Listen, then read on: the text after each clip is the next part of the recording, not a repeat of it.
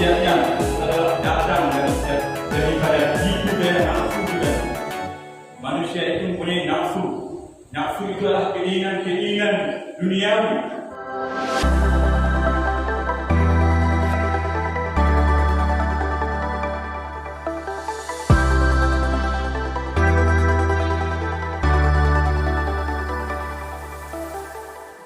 Alhamdulillahi Rabbil Alamin. Anzal al-Qur'an hudan wa basyiran lil muttaqin. Asyhadu an la ilaha illallah wahdahu la syarika lah wa asyhadu anna sayyidana wa nabiyyana Muhammadan abduhu wa rasuluhu la nabiyya ba'dah. Allahumma salli wa sallim ala sayyidina wa maulana Muhammad wa ala alihi wa ashabihi wa man tabi'ahum ila yaumil qiyamah. Amma ba'du, fa ya hadiruna al-kiram, ittaqullaha haqqa tuqatih wa la tamutunna illa wa antum muslimun. Qala Allah subhanahu wa ta'ala fil Qur'anil Karim, a'udzu billahi minasy syaithanir rajim. Bismillahir rahmanir rahim. Wal 'asri innal insana lafi khusr illa alladhina amanu wa 'amilus solihati wa tawasaw bil haqq wa tawasaw bis sabr.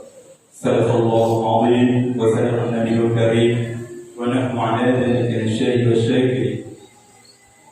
Hadirin para sidang jamaah Jumat yang dirahmati oleh Allah Subhanahu wa taala. Puji beserta syukur kita senantiasa terlimpahkan kehadiran Allah Subhanahu wa taala atas limpahan nikmat dan karunia-Nya sehingga tidak jemu-jemunya batin kita, hati kita senantiasa bersyahadah menyaksikan kebesaran Allah dalam setiap liku kehidupan, dalam setiap detik, dalam nafas kita adalah rahmat dan karunia Allah yang begitu besar sehingga pada hidupnya batin kita, bedak dan tubuh kita adalah yang diberikan kalimat Allah, Allah, Allah. Moga senantiasa kalimat itu tertancap dalam hati kita hingga akhir hayat kita, hingga nafas di ujung kerongkongan dan dia kembali kepada Allah sebagai mukmin yang sejati. Yaitu mukmin yang senantiasa menyaksikan Allah dalam dirinya, dalam batinnya, dan pada alam semesta ini.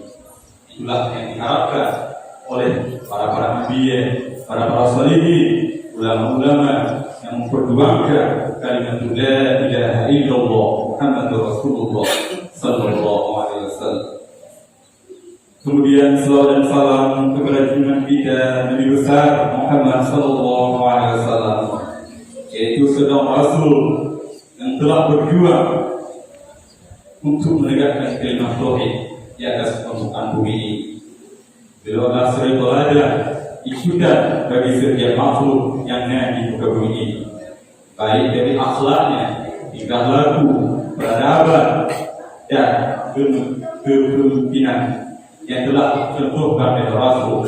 Bagaimana manusia-manusia ini harus menjadi pemimpin-pemimpin yang baik, baik bagi dirinya, bagi keluarganya, bagi lingkungannya, dan bagi masyarakat sekitarnya.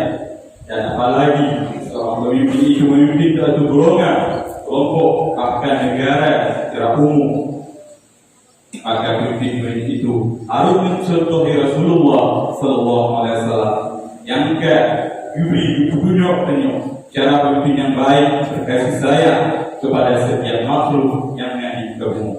Mesti berakal atau tidak berakal. Semua makhluk ciptaan Tuhan berasal dari Al-Haq, yaitu Tuhan yang sebenarnya.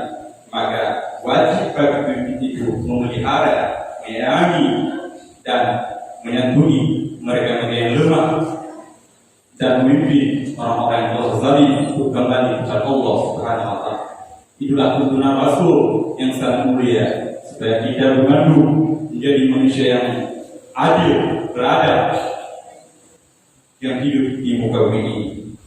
Doa restu kepada para ulama dari tabi'in yang telah ikut serta memperjuangkan agama yang hak ini, yaitu agama yang sebenarnya, agama yang bertulisan kalimat la ilaha illallah Muhammadur Rasulullah sallallahu alaihi wasallam.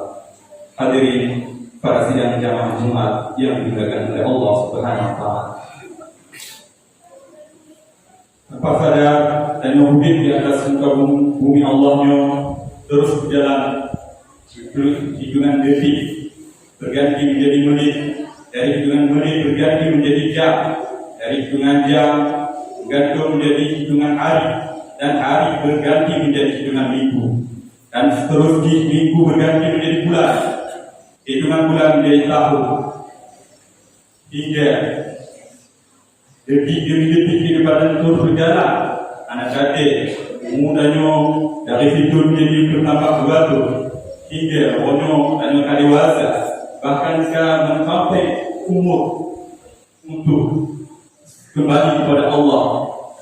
Nah, suratan-suratan dari Allah Subhanahu wa taala anak kate mulai putih pada terasa lumah, api kita mulai berubah daripada umur yang kecil kita nyo kalai ke dewasa, dan di akhir mungkin Allah akan mengambil dan untuk kembali kepadanya. Itulah hitungan detik yang ada kira-kira dengan waktu yang terus berjalan membawa kita kepada ujung kehidupan kita, yaitu ajal. Ajal akan mempertemukan kita kepada kehidupan yang fana ini, mengakhiri kita kehidupan yang fana ini, dan kita akan beranjak kehidupan yang kekal, yaitu mulai dari alam kubur hingga di pengadilan Allah, yaitu di terang masa gelap. Itulah yang akan kita persiapkan kaum muslimin dalam hitungan detik ini, dalam hitungan waktu ini. Anak tadi bedanya semakin hari semakin dekat kepada ajal. Apakah kita bisa mempergunakan waktu yang telah diberikan Allah itu untuk jalan yang baik, atau sebaliknya waktu yang kami beri dalam Allah yang akan kita sia-siakan kepada kemaksiatan, kepada keinginan nafsu dan sehingga akan terjerumus anak tadi dan akan terjerumus dalam jurang kesesatan. Anak tadi dan akan terjerumus kepada kemaksiatan. Anak tadi dan ada menjadi candu keburukan di lingkungan kita dan di kelompok kehidupan kita. Maka berhati-hatilah kaum muslimin untuk menjaga diri kita supaya tidak termakan oleh waktu yang akan diberikan Allah Subhanahu wa taala itu untuk menjadi manusia yang baik, manusia yang berakhlakul karimah seperti yang diharapkan oleh Rasulullah sallallahu alaihi wasallam. Maka kita berpikirnya bahwa ketika ajal kita tiba, maka Allah akan menilai yang pernah kita kerjakan di muka bumi ini, dan nanti akan kita bertanggungjawabkan di hadapan Allah Subhanahu wa taala. Maka darinya berhati-hatilah kita menjaga waktu. Hadirin para sidang jamaah Jumat yang dimuliakan Allah Subhanahu wa taala. Maka dari itu dan harus tajukkan tentang waktu itu untuk bisa menjaga, dan kita akan terlepas daripada tempat perkara dalam waktu itu. Yang pertama, taat kita sudah kebun, dan taat yang datang daripada Allah Subhanahu wa taala. Maka dari itu bersegera kita mengingat kasih sayang Allah, kepada Allah kepada kita, sehingga apapun yang Allah bisa taat kepada Allah, bisa berdiri bersama-sama di sini dalam rumah Allah. Itu adalah hidayah kasih sayang Allah, mandungnya kasih sayang Allah yang digedarkan dalam hati kita, sehingga dan anak jemu-jemu bergerak mengikuti langkah Rasulullah Muhammad sallallahu alaihi wasallam untuk menyiarkan agama Allah ini. Amin dalam rumah Allah, untuk berzikir kepada Allah, mengingat Allah. Itu adalah bukti kasih sayang Allah kepada kita semua. Bahwa kata sama-sama dalam rumah Allah, kepada dunia, yaitu untuk memuji Allah, mengingat Allah, bersyukur kepada Allah akhir segala limpahan rahmat dan karunia-Nya yang ada jemu-jemudi, kesehatan badan yang kami berikannya kepada dunia oleh Allah, kelapangan rezeki yang dan limpahan rahmat yang sangat besar oleh Allah Subhanahu wa taala, sehingga hati kita digetu oleh Allah, taat kepada Allah Subhanahu wa taala. Maka berarti bahwa taat itu datang daripada Allah Subhanahu wa taala. Itu adalah kasih sayang Allah kepada kita. Kemudian dalam waktunya juga bisa bermaksiat, dan maksiatnya adalah datang daripada tipu daya nafsu dan manusia itu mempunyai nafsu. Nafsu itu adalah keinginan duniawi, keinginan banyak harta, berlimpah harta, kekuatan tenaga, pangkat dan jabatan. Itu adalah keinginan nafsu, kemewahan dunia segala macam. Itu berkeinginan yang hanya titik dalam sedikitnya lewat Allah Subhanahu wa taala. Nafsu bila hanya sesek, semakin hari semakin menjadi-jadi. Naik taboh guna taboh, naik taboh guna taboh. Begitulah keinginan nafsu tanya. Naik dua guna dua, karena dua guna dua. Itulah keinginan nafsu yang senantiasa tertipu daya dan ditambah oleh tipuan setan yang senantiasa membisikkan kepada keinginan untuk menjauhkan kita daripada Allah Subhanahu wa taala, supaya kita bisa menjejak setan yang sudah dilaknat oleh Allah Subhanahu wa taala, yang pada akhirnya tidak akan dibenarkan oleh Allah dalam neraka jahanam gelap. Nauzubillah summa nauzubillah. Maka daripada maksiat itu bersegeralah kita bertobat kepada Allah, kembali kepada Allah dengan menyesali segala perbuatan-perbuatan yang pernah kita lakukan. Kita sesali buku yang pernah kita buku dalam bukunya Allah. Bila kita pernah menyakiti orang, segera berminta maaf kepada orang. Bila kita pernah mengambil harta orang, maka segera kembalilah. Harta yang pernah kacaunya adalah munah apabila dituntut dikembalikan, maka kita harus sanggup mengembalikan harta-harta yang kita rampungkan. Maka itulah taubat yang akan diterima oleh Allah Subhanahu wa taala.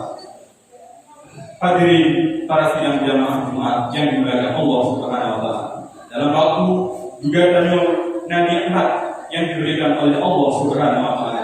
Lagi terganggu nikmat panjang umur, sehat badan, lapang rezeki dan kehidupan yang baik. Itu adalah nikmat Allah Subhanahu wa taala yang akan pernah pun diberikan oleh Allah Subhanahu wa taala. Walaupun hati kita jiwa kita jauh daripada Allah Subhanahu wa taala, tetapi senantiasa Allah melimpahkan rahmat, gulur rahmat detik kepada kita, sehingga kita mendapat hudud di atas muka bumi Allah Subhanahu wa taala yang sangat berbahagia. Maka dari itu, syukurilah imannya, pergunakanlah imannya yang telah diberikan Allah kepada barang yang diridhai Allah Subhanahu wa taala.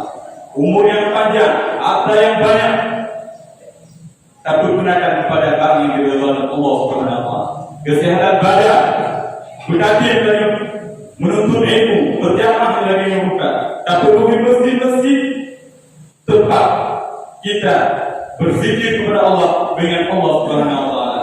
Itulah hendaknya yang diharapkan oleh Rasulullah Muhammad sallallahu alaihi wasallam, supaya kita menjadi manusia yang syukur kepada Allah Subhanahu wa taala. Hadirin para sidang jamaah Jumat yang dirahmati Allah Subhanahu wa taala. Kemudian yang kedua yaitu balai atau musibah. Dalam waktu juga terjadi dalam luput daripada balai dan musibah yang juga datang daripada Allah Subhanahu wa taala. Kadang tanya sakit, kadang keluarga tanya musibah, bermacam kehidupan kita yang galanya itu datang daripada Allah Subhanahu wa taala. Maka pribadi tentang galanya, maka segeralah kita untuk dapat bersabar dan berdoa dengan badai yang diberikan Allah Subhanahu wa taala. Bersabar dan segera badai yang diberikan oleh Allah Subhanahu wa taala, dan berdoa dengan bahwa badai yang datang dari Allah, dan Allah lah yang akan mengangkatnya. Lagi contoh yang betul-betulnya ada dalam pandemi COVID-19 yang semakin hari semakin menjadi di COVID-nya terus naik. Maka yang datang daripada Allah Subhanahu wa taala. Kita harapkannya yang kemudian supaya diangkat oleh Allah Taala. Jika Allah berkehendak maka Allah tidak akan mengangkatnya. Maka kita harus sabar dalam keadaan tersebut. Itu selalu taat kepada Allah dan menerima segala bala itu. Maka sebagai seorang mukmin yang baik, dengan biasa kita berdoa kepada Allah dengan doa-doa yang baik, doa-doa yang telah diajarkan oleh para wali-wali yang salihin, yang salihin, yang arif. Seperti contoh, Allahumma inna nas'aluka imanan yubashiru qulubana. Ya Allah, kamu lagi kepada berdoa, ya Allah, imanan yubashiru qulubana, iman yang menggembirakan hati kami. Bagaimana iman yang menggembirakan hatinya kaum muslimin? Iman yang dapat melihat kebesaran Allah, taat yang datang daripada Allah Subhanahu wa taala, musibah yang datang daripada Allah Subhanahu wa taala terlihat oleh iman yang baik, yaitu iman yang kamil, yaitu iman yang bisa menggembirakan hati kita.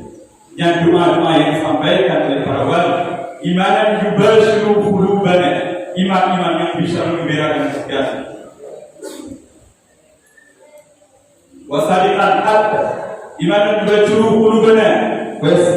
Allahumma inna nas'aluka imanan yubashiru qulubana wa yaqinan sadiqan hatta na'lam annahu la yusibana illa ma katabta lana. Dan hati-hati yang benar, yang sulit hingga rasa tertipu bahwa apa yang akan ditentukan oleh Allah Taala reda katanya dengan apa yang telah ditetapkan oleh Allah Subhanahu wa taala dalam kehidupan kita. Baik kita kaya, baik kita miskin, lemah ataupun kuat, itu adalah datang dari Allah kepada Allah Subhanahu wa taala.